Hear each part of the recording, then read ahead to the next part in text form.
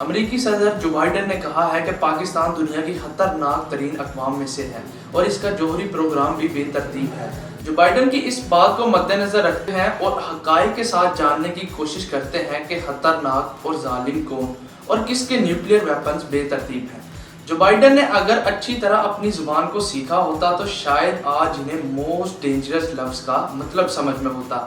چلیے ایک نظر دیکھتے ہیں کہ پاکستان کتنا ڈینجرس ہے۔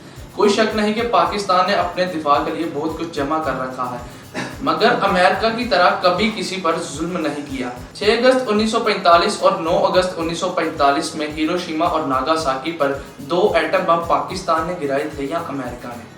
آج بھی جاپان کے اس علاقے کے لوگ اسی وجہ سے متاثر ہو رہے ہیں۔ 20 سال کے طویل عرصے تک افغانستان میں مسلمان کو قتل عام پاکستان نے کیا تھا یا امریکہ نے؟ 2003 میں ابو غریب کی جیل میں انویسٹیگیشن کے نام پر عراق کے لوگوں پر جو ظلم کیا گیا وہ پاکستان نے کیا یا امریکہ نے؟ آج بھی دنیا منادل الجماعتی کی لاش کے ساتھ ہونے والے سلوک کو نہیں بھول پائی۔ بگرام کی جیل میں جو تشدد ہوا اس کے احکامات وائٹ ہاؤس سے آئے تھے یا پی ایم ہاؤس پاکستان سے؟ 17 اپریل 1961 کو بے آف پگز کے حملے کی کیوبا میں مالی معاونت اور ہدایت پاکستان نے دی تھی یا امریکہ نے؟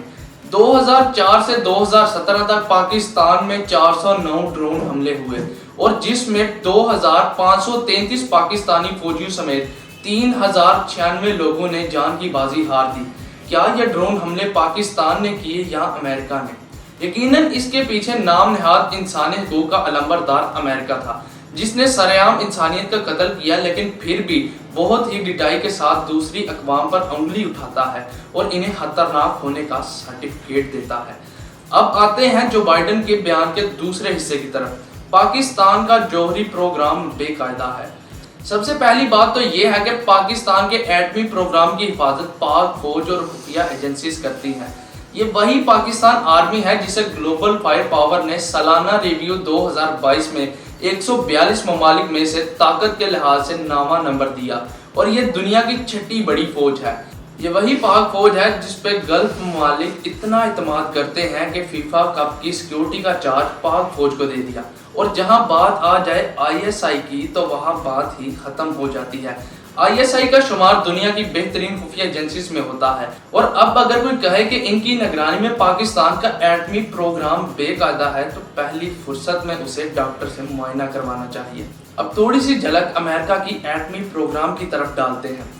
دوستو، تاریخ گواہ ہے کہ پاکستان نے کبھی کسی قوم کی نسل کشی نہیں کی، مگر دوسری جنگ عظیم 1945 میں جاپان میں امریکہ نے انسانیت کے نام پر جو سیاہ دھبا لگایا، شاید تاریخ اسے کبھی معاف نہیں کرے گی۔ اب اس نام نہاد باقاعدہ ایٹمی پروگرام رکھنے والے ملک کا ایک عظیم کارنامہ بھی سنیے۔ 29 اگست 2007 کو US ایئر فورس کے نارتھ ڈکوٹا میں موجود مائنوٹ ایئر فورس بیس میں سے P-52H بمبار طیارے نے 6 کروز میزائل کے ساتھ اڑان بھری۔ ان میں سے ہر ایک missile W-80 one variable yield nuclear warhead سے لوڈڈ تھا۔ اڑان کے بعد وہ لوئیزیانا میں موجود باکسڈیل ایئر بیس میں پہنچا۔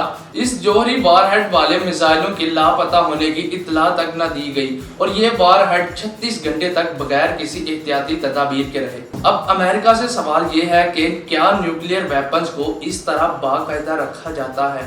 ہاں، پاکستان میں آج تک کبھی ایسا کچھ نہیں ہوا، اس لیے جو بائیڈن صاحب کے الزامات سراسر بے بنیاد ہیں۔